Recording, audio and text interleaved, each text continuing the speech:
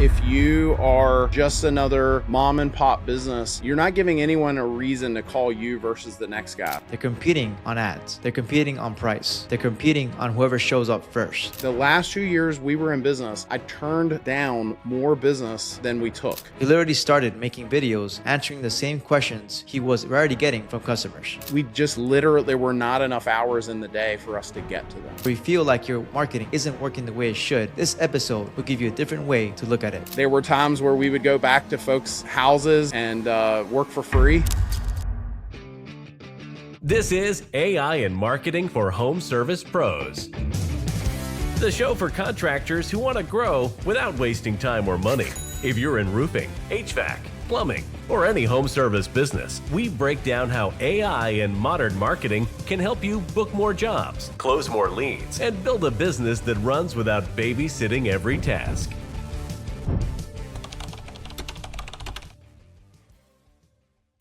We're hosting a small one-day event in Miami on May 22nd. If you're running a home service company doing a few million a year and feel like you should be further ahead, this is for you.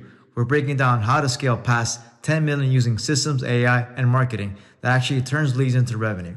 I'll be there with Benny Fisher and Nihal Kaiser, both bringing real experience from scaling and building serious companies. Small room, serious operators. Comment Miami and I'll send you the details.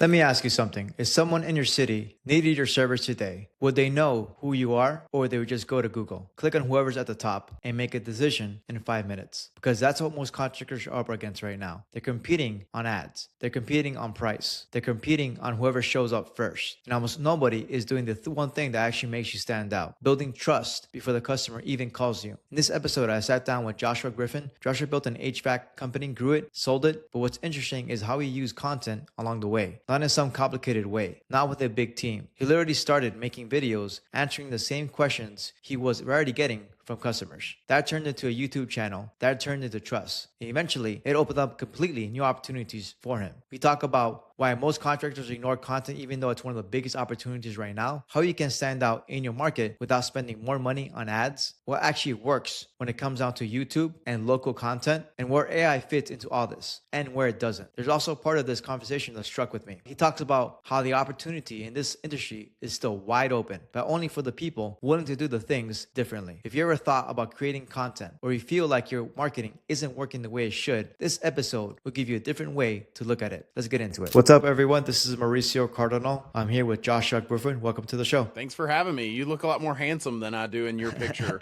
I look like a giant fat head, and then you look all prim and proper. No, I think it's because of the internet connection. It'll look fine afterward after the recording is done. It'll look really good. Yeah, Joshua, thanks for the show, man. I appreciate you joining us. I'm super excited to have you on. We talked about last time, I think, the importance of content. You had 2 YouTube channels, right? And one of the YouTube channels has over 166,000 YouTube subscribers. You kind of built a HVAC business and sold it. What made you kind of walk away from the business and really double down on content? Well, so that's a loaded question. So, are you still there? Did I lose you? Oh, okay. Sorry, my camera switched. So let me back up a little. I started the YouTube channel to supplement my heating and air business years ago. I felt like there were a handful of things, maybe 10 or so things that I would say to every customer. So different face, same message, right?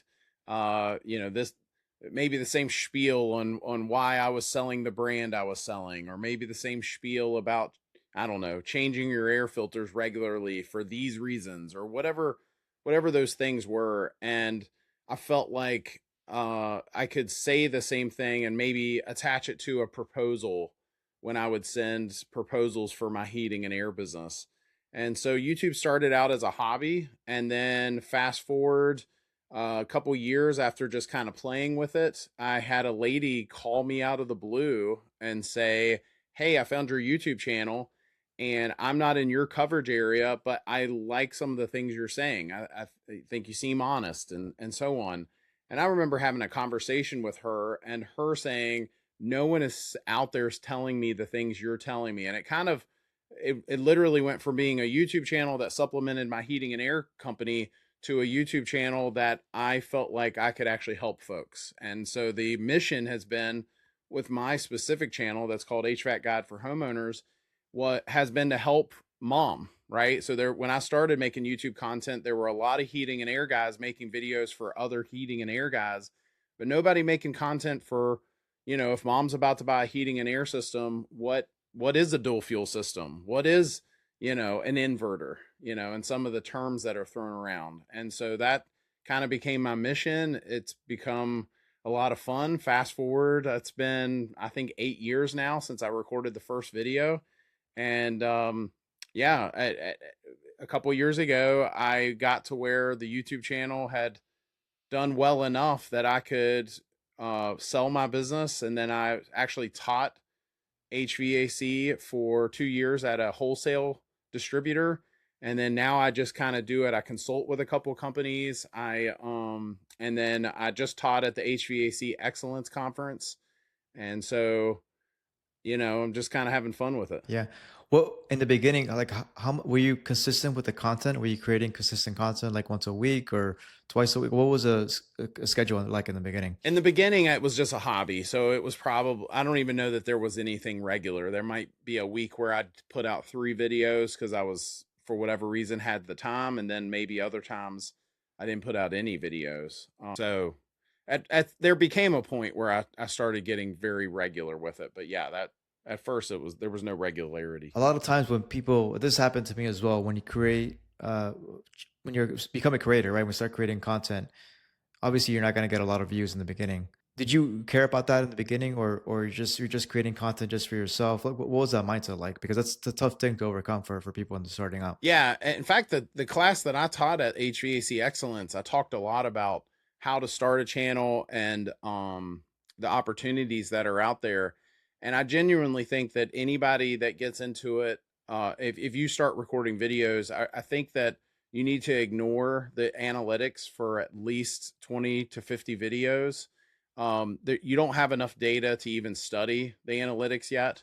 And I really think if they really do want to make money with YouTube specifically, or really any other platform, you need to, I think at first, just kind of put your nose to the grindstone and just, you know, make those videos and just ignore the views and the feedback and the comments. I think that would go a long way. And I've actually applied that same thought process to the newer channels that I have, and it has done better. Much better. Yeah. So you did it for years. That's the thing that people have to keep in mind. It's something that YouTube is a long-term process, right? It's a long-term channel. It's not like an overnight success. I read a couple of days ago, I think that MrBeast, it took him 3 years to get to 1,000 subscribers when he first started out. And MrBeast is the biggest YouTuber in the world. 3 years, I think I did it in less time, and other people probably will do it in less time, but just giving you some acknowledgement. Hey, this guy is, 3 years doing it, and it took him 3 years to get to 1,000 subscribers. So it's not the easiest thing in the world. It took me longer than that. I think it took me 4 years if I have the math correct in my head. So yeah. So take me back when you were running HVAC company. What did your marketing look like back then? Were you doing anything with content? You say you were doing the YouTube channel, or what was it traditional? Yeah, so I took some marketing classes once upon a time, and my whole thing, and I actually coach a couple other heating and air business owners, and my biggest thing is you've got to find a way to be different than the rest. If you are just another mom and pop business, you're not giving anyone a reason to call you versus the next guy. So I really think that every bit from your branding to your messaging to what you're offering across the board, your goal is to be different. And what different could be different for everyone, right? So you may want to cater to an older clientele, so you might be offering senior discounts. You may make sure that the products you're offering, the thermostat has a large display, right? And an elderly customer may appreciate that. Or you may want to cater to a higher end clientele. So you're offering the best and most expensive products, and you're much more on the cutting edge for the technology. The point here is you got to find something that sets you apart from the next guy. What cookie are you offering that the next guy's not? And I don't think it necessarily matters what that cookie is in all cases. As long as you're setting yourself up, once you can do that and you can get in the door, then you can make folks fall in love with you, and the rest is history. Once you have a following and a community, if you will. I can tell you this, the last 2 years, and this is, I'm not exaggerating. We could call the girl that worked for me, the last 2 years we were in business, I turned down more business than we took.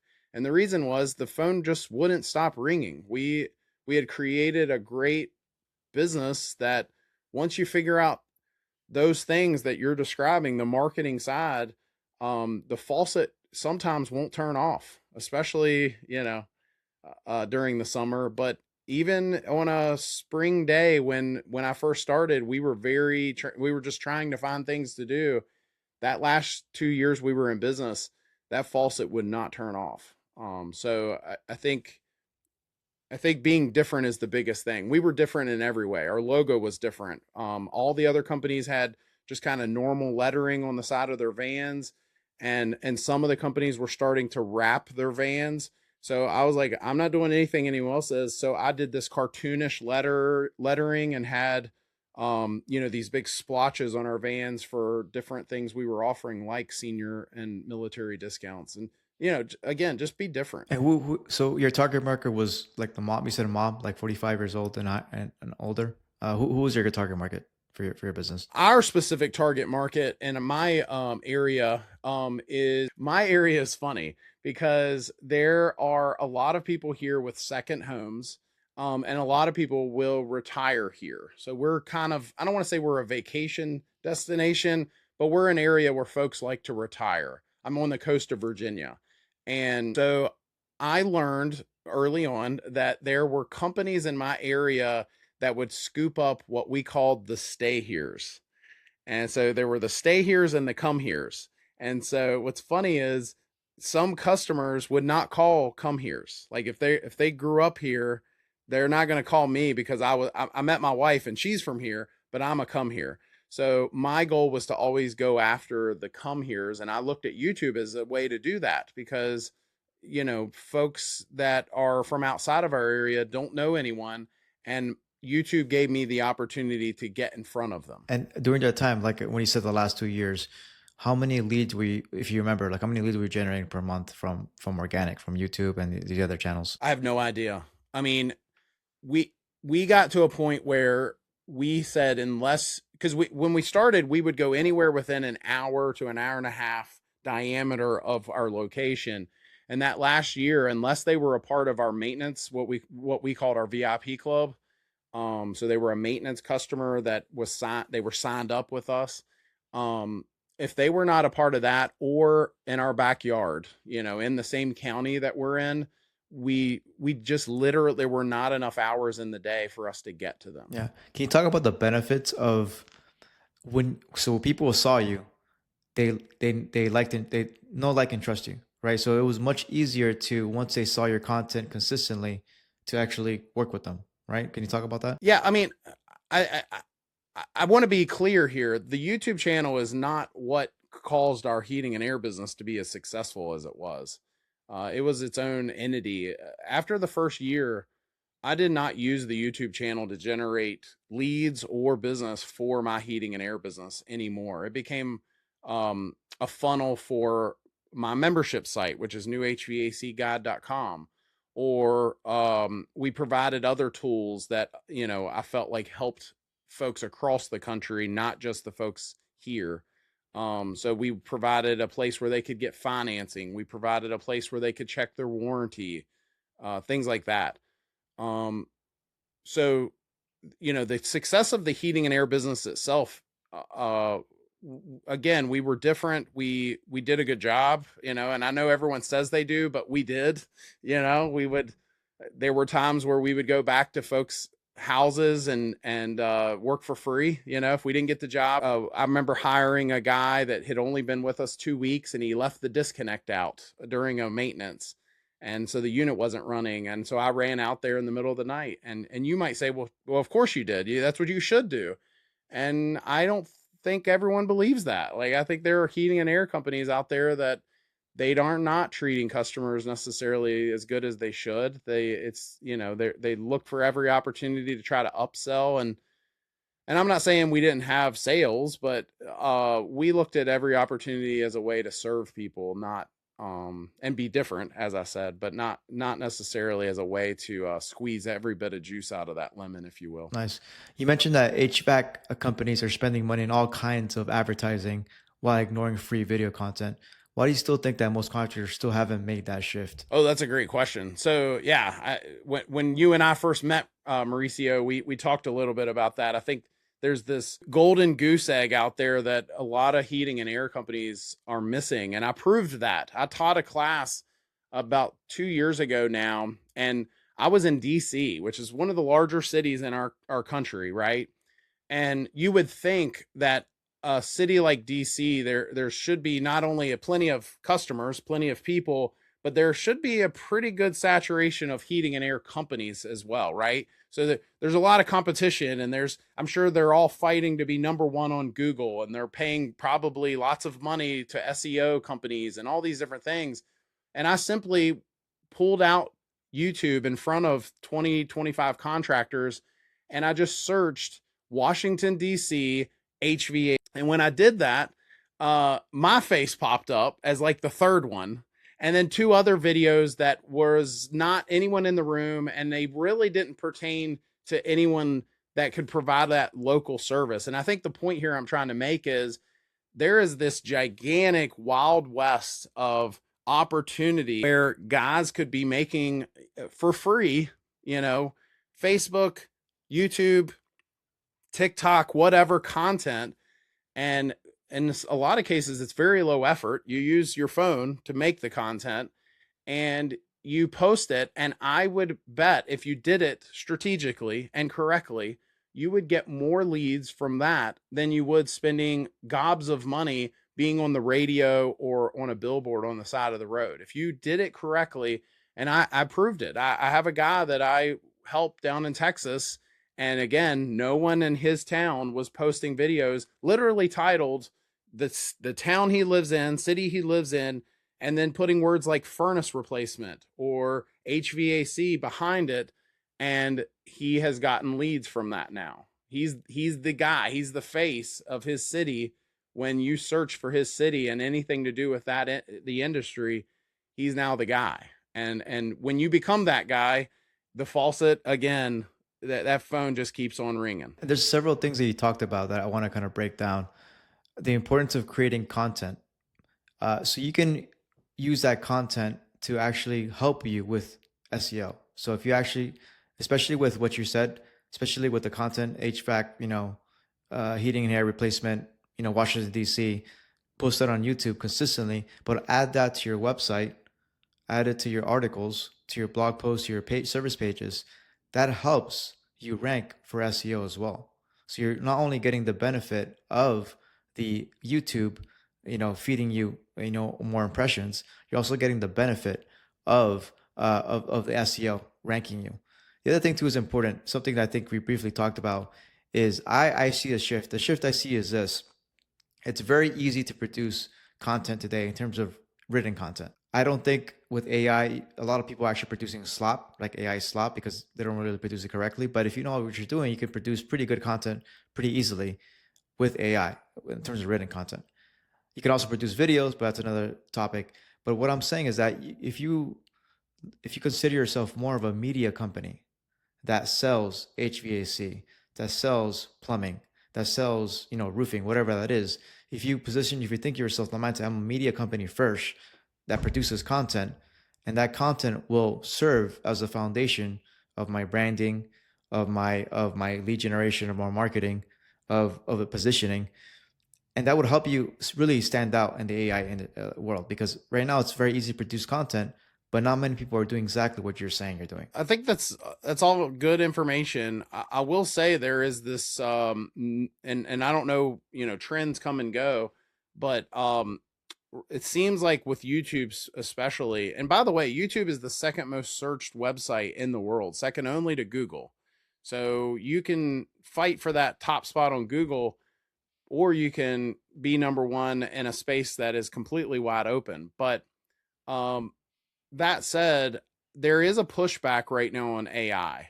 I can tell you, me personally, if I can tell that something's AI, I've gotten to the point now where I will block accounts on certain platforms because I just don't want to see it. Like, it's just garbage. Like, I know it's not real. And, I think there will come a day, and we're probably already to that day where it's becoming harder and harder to tell what's AI and what's not. But if I can tell, if it doesn't look like, I delete them. I not just scroll. I've gotten to the point where I don't just swipe to the next one. I will block that account because I just don't want to see it. So I think that the value right here, especially because your audience is mostly what folks and Contractors. yeah, contractors in our industry. If you just grabbed a camera and just were as real as you could be, there, the opportunity is so huge right now. I've got a guy that I follow that he partnered with a company that they were just showing the work that they were doing and they weren't showing the rest. And so he made them keep the rest. Stop editing that out. If you stop and get, if you stop and get nachos at the gas station on the way, and the banter and the realness that comes from that, you should be recording that, keeping that in there, because folks, once they start to follow you and they start to enjoy your content, that stuff's gold. Like they really, you may think they don't care, but they do. Yeah, exactly. So that's exactly what I meant by that. If you're producing real content, you're standing out in a world that's AI, right? Because that's real, authentic, right? Absolutely. It's you and the person. You speaking in the video. Also, like you speaking without like scripting or just being you. I think for me myself, I'm not the best person on camera. It just took me a little bit of time to get used to it. And over time I built that skill set. I'm still like building it up, but I'm not natural on camera. Some people are, and God bless them. But I don't know if you were the same, but some people are just naturally charismatic on camera. For me, it just took me a little bit of time to get a little bit better, right? I'm still working on it, right? I think it's a skill everyone has to learn if they want to learn it. But I'll even argue that if you're the kind of person, if you're a contractor that hears this, you don't even have to be the guy in front of the camera being super smooth, like Mauricio, right? You can be behind the camera.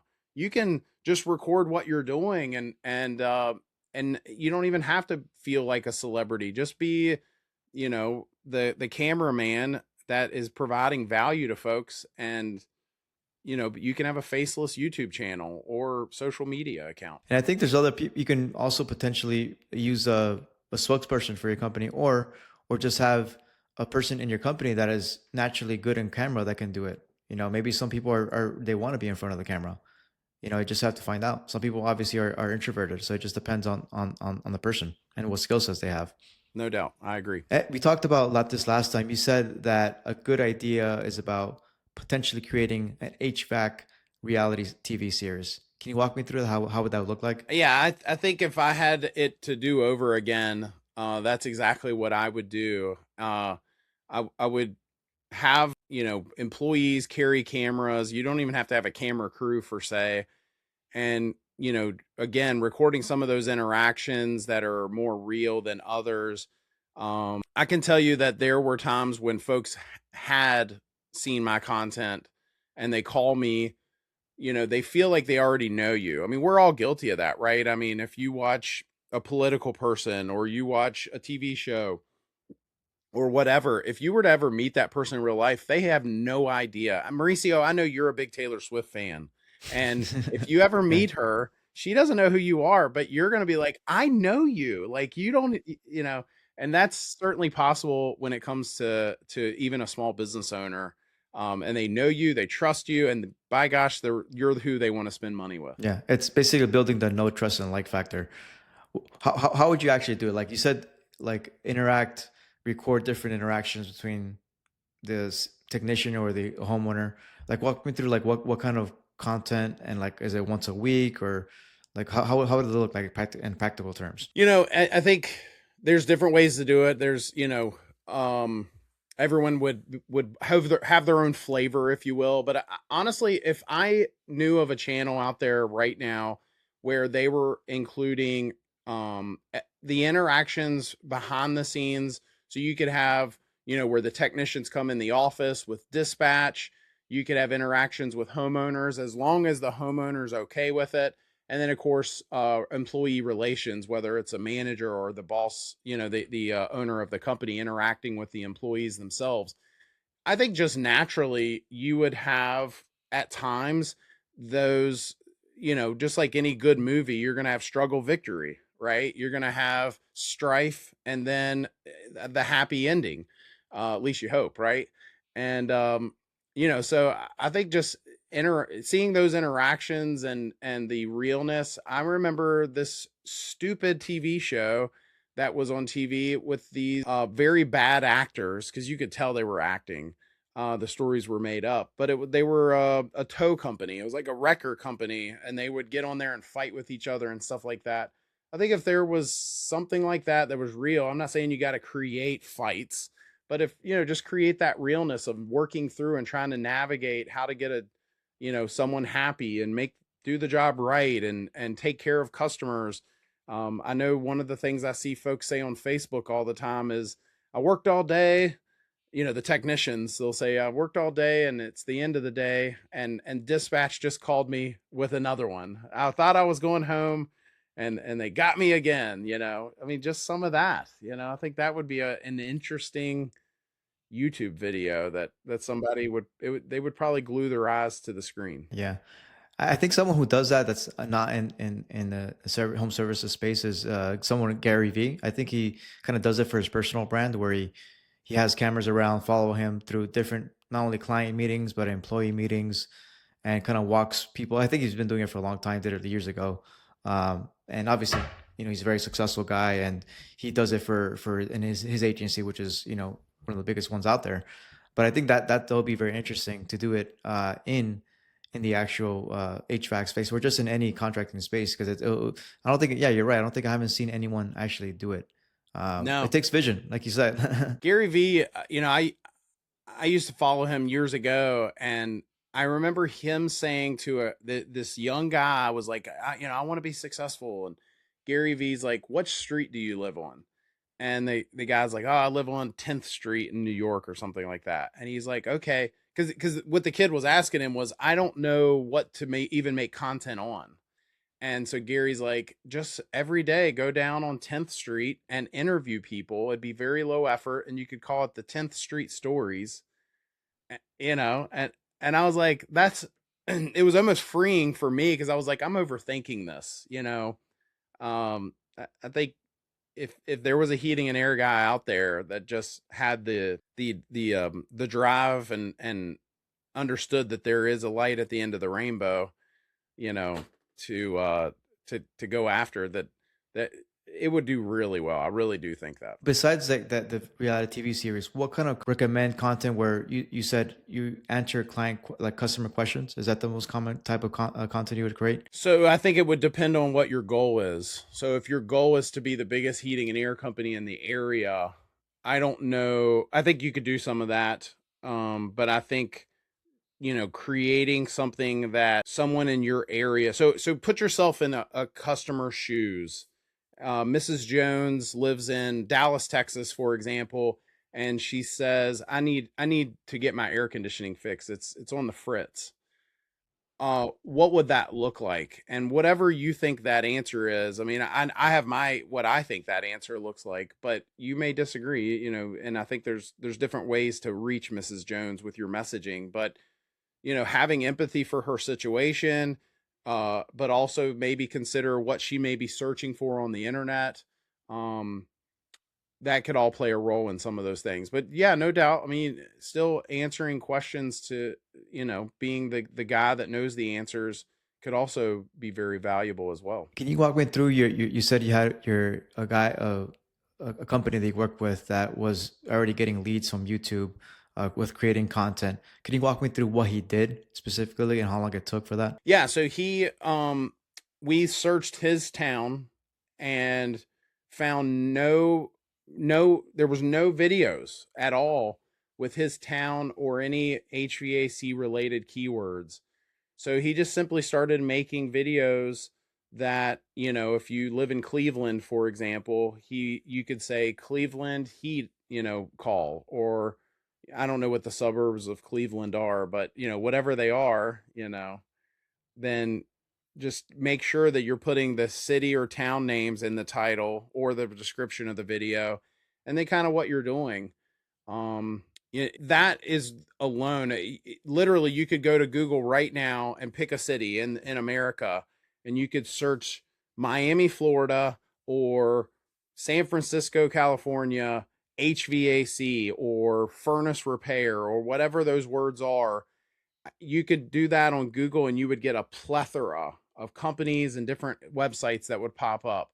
If you did that for most cities in America on Google, I mean, I'm sorry, on YouTube, the opportunity is just there. There's no videos with those keywords in them. And exactly what you're saying, I think another way to do it is basically you can just ask ChatGPT or Claude exactly what you're saying. Say, hey, I'm trying to create more awareness for my brand, for my company, trying to create more leads for my company in Washington, D.C. I'm a heating and air conditioning company in that area. I want to create content. Can you please help me create a list of topics and a list of cities that will help me create this type of content? And it'll give you that list of topics. And you just follow exactly what it says. It'll just give you. So AI is a great teacher, and we'll talk about that in a second. It'll just teach you what to do next. It'll just ask it. If you do a job tomorrow, I mean, you could even really micro focus. So if there's like a really nice neighborhood in your city that you want to target because they're higher end customers, for example, if you happen to be in that area doing a job, by gosh, it would literally take 20 seconds. You could do a vertical short for 20 seconds. Hey guys, I'm in Briarwood neighborhood today, putting in a heat pump. If you live in Briarwood, give me a call. Take care. Bam. I mean, I literally just made a video in 10 seconds. Yeah. What are the things that you think people need to get over in terms of getting right started? Like the equipment, what kind of equipment do they need? Or is it just start with the basics, just start with the camera? What do you think they need to get started? Yeah, just a phone. Now, if we had this conversation 10 years ago, I would probably recommend some point and shoot cameras and things like that. But today, my phone can do better than some of the cameras that I have, especially in certain situations. And, you know, I mean, I think as time goes on, maybe you might want to get a GoPro in some of these attics and crawl spaces. You know, maybe there's times where you might have to. I did a video where I brought cameras that microphones that I wore because I was walking away from the camera a lot and showing things, and it was windy. So it just would not have turned out very well with audio. So you can certainly start to upgrade your equipment as time goes on, but honestly, I think your phone is all you need to get started. And exactly, just you could ask ChatGPT, Claude, same thing. Hey, what do I need to get started? Just to get who would I order the microphone from, and just give me a list, and have it even AI probably do it for you. Just say, order it for me, and I can get to that level. In terms of the actual channels, do you focus exclusively on YouTube, or do you do TikToks, like shorts? Like which specifically channels do you use? Do you recommend when you get started? I think it depends on your goal. It depends on who your client is. But at the end of the day, I don't even know that it really matters that much. I have friends that focus heavily on TikTok or Instagram. I like YouTube. I like long form for some things that I do, and that's where I started, and that's where I've stayed. We do have repurposed some stuff for TikTok and Instagram, but for the most part, that YouTube is where I've spent the most amount of time. I don't know that I wouldn't overthink that. I think my answer to anyone that wants to get started with this is, just start putting some stuff out and then, pivot. If you're going to be successful at anything like this, you're going to pivot a lot anyway. I mean, if you own a heating and air business, you're going to pivot a lot. You're going to change brands if you have to. You're going to offer different things if you have to. I remember one time we changed our geographic area a little bit, intentionally. You're going to pivot a lot, so I wouldn't overthink that. I would just pick one and just stick with it. And I really think you'll be surprised at what comes in. Yeah. You painted the picture of a young tech coming to a service call and being guided through the whole repair by AI on actual live video. How close are we to actually achieving that and being real? It's already real. There's companies already doing it. So they're just not built out as much yet. So the AI is starting to learn, but yeah, as we move in. So we're in the middle of the AIM Act. I just recorded a video on this topic. We're in the middle of the AIM Act. We're phasing down 410A. We're bringing in these refrigerants that have flammability to them now. And as we move towards higher flammability refrigerants, unless a miracle happens and some amazing low GWP, good for the environment, no CFC refrigerant comes along and happens to be non-flammable, unless that happens, we have a brand new industry in the next 10 years, next 5 years, where we're moving towards air to water technology. And that's not new to the world, but it is new to North America. And you've got a bunch of folks that, have got to learn all of this. So I think that AI is going to play a big role in that, especially on the repair side, because you may have, I used to say young technicians that are learning the trade, but even the older technicians that have been doing this forever, I could definitely see them relying on some artificial intelligence and asking it questions and trying to understand how to get to a repair on things. So you would actually have an AI tool, and it would actually tell you feedback in live real time what's needed to replace or repair. I think that's probably the archaic version of what we're going to see, Mauricio. I'm actually getting ready to get the Meta glasses because I think it's going to help with some of my YouTube content.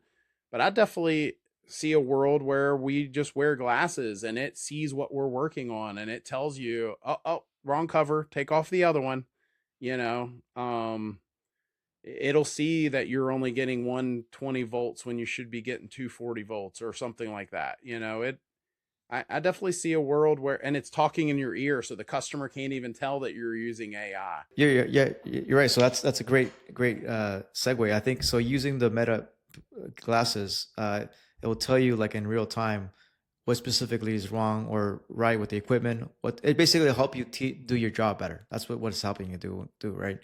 And it'll help use it as a training guide. Absolutely. And you might say, well, Josh, that sounds insane. That'll never happen. We already have the technology now for things like that to happen.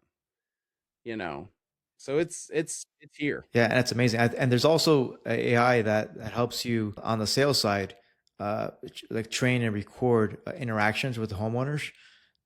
I think Rilla is one of them, where you actually get to record the interaction with the homeowner and feed it the actual algorithm and see what's going on with the actual conversation, and they give you real-time feedback. Before, you would have to have a manager sit in on different calls or different meetings, and now you could just have like a VP of sales or managers review all the actual in meetings of their entire tech team in one sitting, instead of just going in and actually filling out. So that would give you more data. The companies that are ahead, that are doing well, they're already using this. They're using this, and the companies that are not using AI to their advantage. And that's really kind of leaving them behind. It's kind of a race at the end of the day. It's kind of a race whoever's using this technology to actually improve the next steps of their business. Yeah, I mean, I think homeowners are the king. The actual customers will probably be king in this, right? So they'll decide who they want to do business with. But I don't think it's out of the realm of possibility that the interactions that the customers have. I had customers that didn't want to talk to me. They didn't want to call. They wanted to text or use some other form of communication. I think that it could become very contactless, and certainly the interaction that the customer has is through an iPad, and they have very little conversation with that technician, and I don't know, maybe that's not a bad thing. Maybe there's less liability there for the employer with the technician not saying the wrong thing, or I don't know. I mean, it'll be interesting to see how that all works out. But I 100% agree with you, though. If folks are not considering adding the newer technologies to their arsenal, they probably are a little behind and may not even know it yet. What other ways have you seen yourself with other contractors you've talked to or worked with that that the contractor are using for AI in their business? For the longest time, there were a lot of rule of thumb calculations done, load calculations, things like that. There's technologies now that can use LiDAR technology to scan a room, um, and or the entire home, and it'll do the load calculation for you. So companies that are not using things like that, they're definitely not doing things correctly. If you're not doing a load calculation at all, you're definitely, not in the you're not doing things correctly. But then if you've got companies that can do things like that and, you know, really streamline the process, and by the way, it removes the element of human error, you know. So that's one thing. But yeah, we've already kind of talked about it, but there's now companies out there that are helping folks learning that they have a way of a way of troubleshooting through some of these technologies. I'm aware of a new company coming that has reached out to me, regarding the advertising of their company, that they're now going to be, I think, leaps and bounds above some of the rest on that front, because, they're making it easier and easier for folks to get the information they need to take care of the customer and get on to the next call. And it's just going to get so much more streamlined, especially as you see some of these CRMs that are already dipping their toe in all these other parts of the industry. So it used to be a CRM they just kind of kept the customer information on the phone and they would invoice the customer. But some of those CRMs are offering financing, and they're also offering ways for the company on the behind the scenes to streamline the inventory or pricing. And as they start to dip their toe into the AI side of things so that the technicians just basically stay in their world, you know, that it's going to change everything. That's the last missing piece here, I think. It's like when you go to a casino, the casino wants to keep you in the casino. They don't want they want to provide your lunch and your booze and whatever, and they don't have clocks on the wall. They want you to stay there as long as you can stay there. That's what's going to probably happen with a lot of those things too. But anyway, this is just me speculating now. Yeah. I think so too. Uh, what kind of content do you think contractors should be talking more of? What do you think the homeowner should know about, or what are contractors reluctant to share that you think they should be sharing more of? It's the whole reason I have a career with YouTube. I think there's a lot of contractors that want to keep certain information under wraps, and I can appreciate that to a degree. I've seen other YouTubers make content where I believe it's unsafe for an unqualified professional to be doing certain things, especially when it comes to furnaces and open flames and things like that. Um, I think it's certainly okay to be careful with some of that information. But again, I think it just depends on what their goal is. I mean, if they want to be the guy in their area, and the opportunities are huge. There are companies that are investing thousands and maybe even millions of dollars in our industry, private equity, to gobble up companies.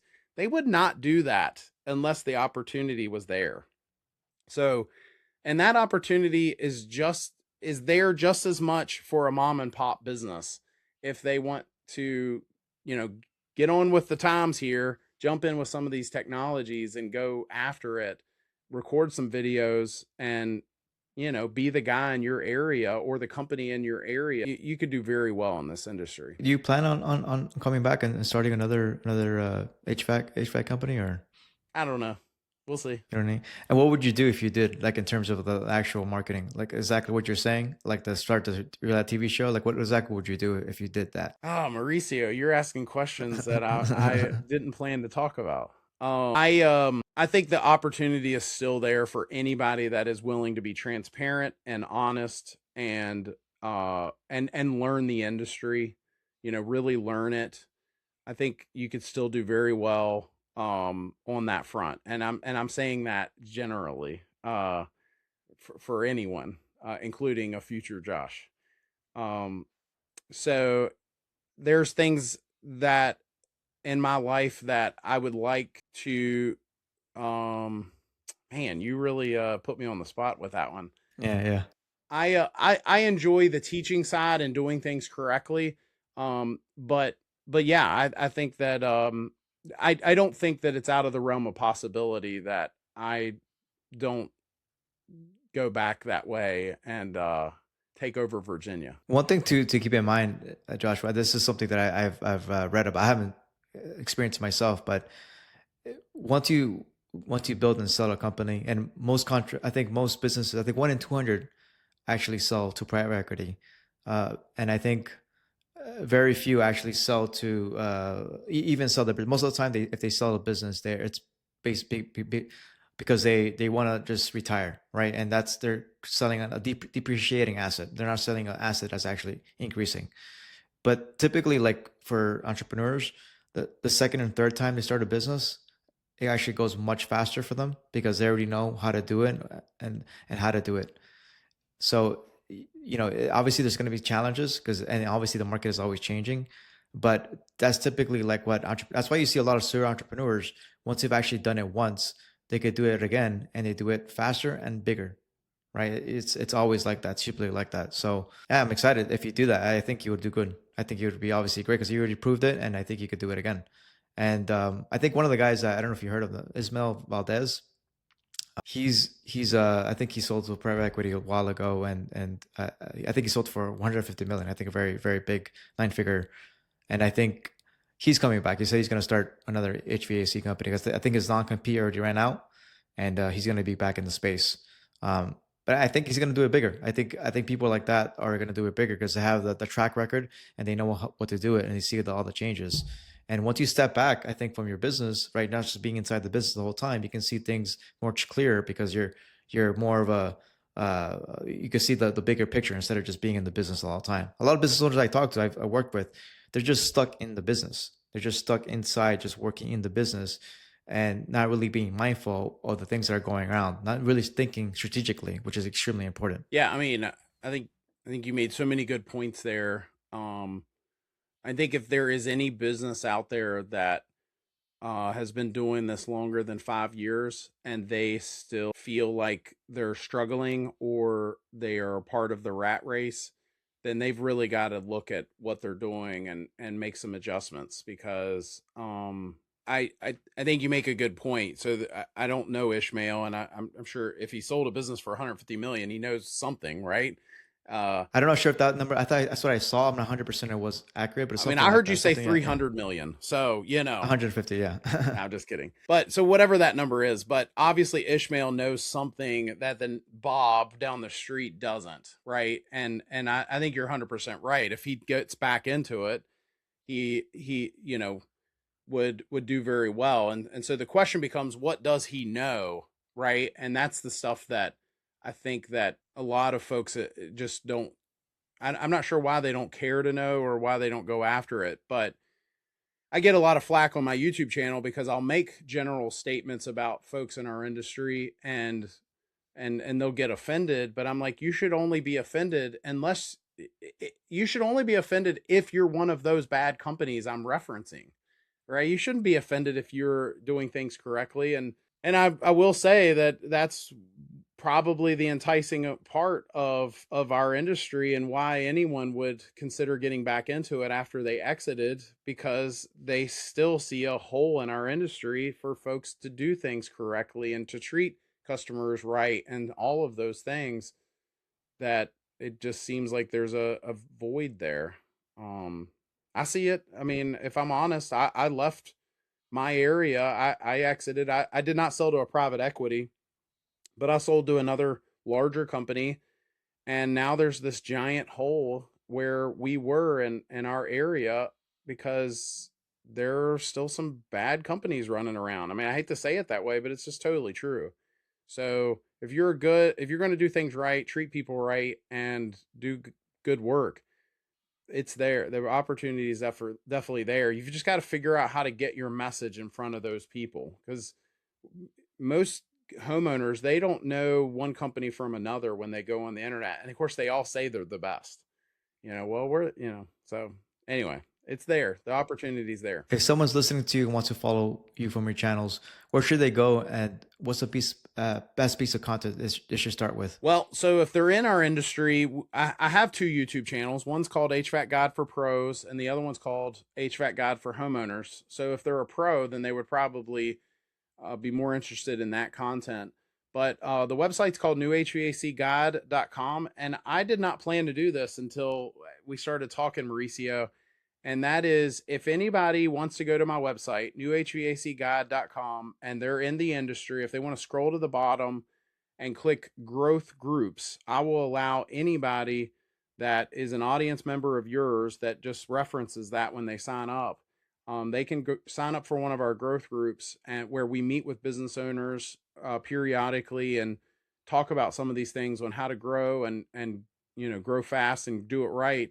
I'm not a business guru. I never claimed to be, but there's some pretty cool people in those groups, and of course I get in there as well. So I'll allow any of your audience to sign up for free if they want to go to the website. Guys, make sure to take advantage of the offer. I appreciate that, Joshua. Last question: what's the one thing you want every HVAC or home service owner to walk away from this conversation knowing? Our industry, I mean, I'm sure there's other industries too, but the HVAC industry is changing. It's changing fast. And I think that there is opportunity out there for good folks to do good work.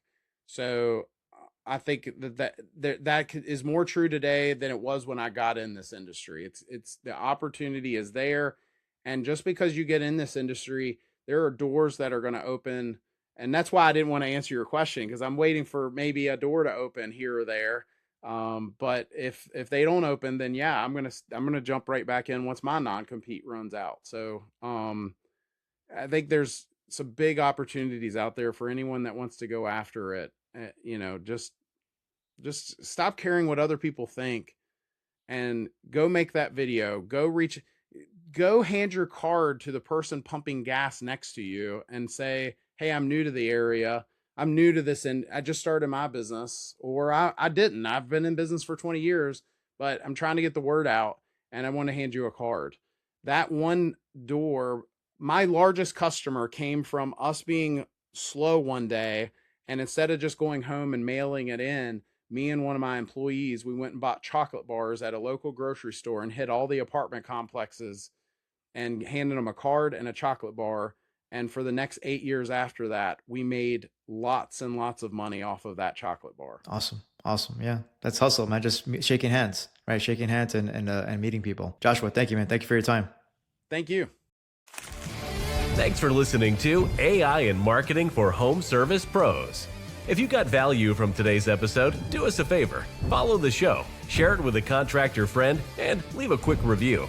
Want help using AI or smarter marketing to grow your business?